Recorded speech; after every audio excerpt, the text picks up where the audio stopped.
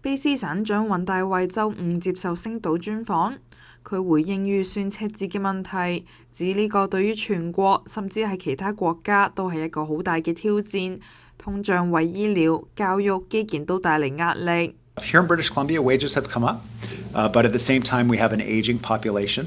When they show up at the hospital, they're sicker, and we're having to pay our health professionals more because people are trying to hire them in other places in the world because of the shortage of health professionals. So we are not going to cut services that British Columbians depend on.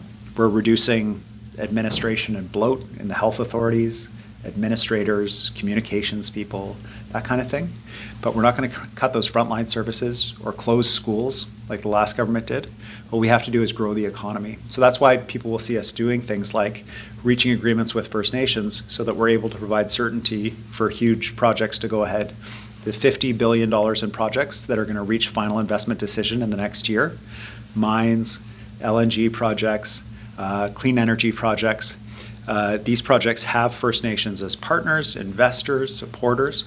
That's why we're doing that work to create those jobs and those opportunities that turn into jobs here in the Lower Mainland with companies that provide supplies. We have to grow the economy. These big projects provide taxes and revenues to pay for public services, and that's how we're going to close that gap by growing the economy. 佢又透露將會好快到訪中國，係佢自2022年就任卑詩省長以嚟首度訪華。It will be in late spring, likely in June, a multi-city visit to China. And then following that, likely our next stop is in Europe. You'll know, of course, that we've been in Korea, Japan, Singapore, Malaysia.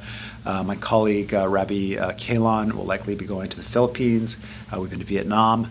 What we're trying to do is diversify our trade across more places, knowing we can't replace the American market, but the more people we're trading with, the more secure we'll be against this global instability. If there's a problem in one place, then our trade can increase in another area.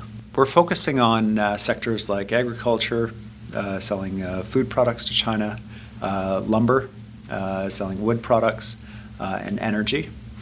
These are sectors that we think we can productively engage with China to mutual benefit.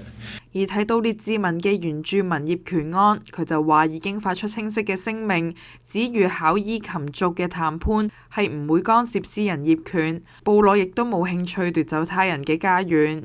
Yeah, so I think that first of all, for the people in Richmond that were affected by the Cowichan decision, we have a very clear public statement endorsed by the provincial government that we would never negotiate away people's private property or business property, and from the Cowichan that they have no interest in taking people's homes or businesses so they can be comfortable that their homes and businesses are safe.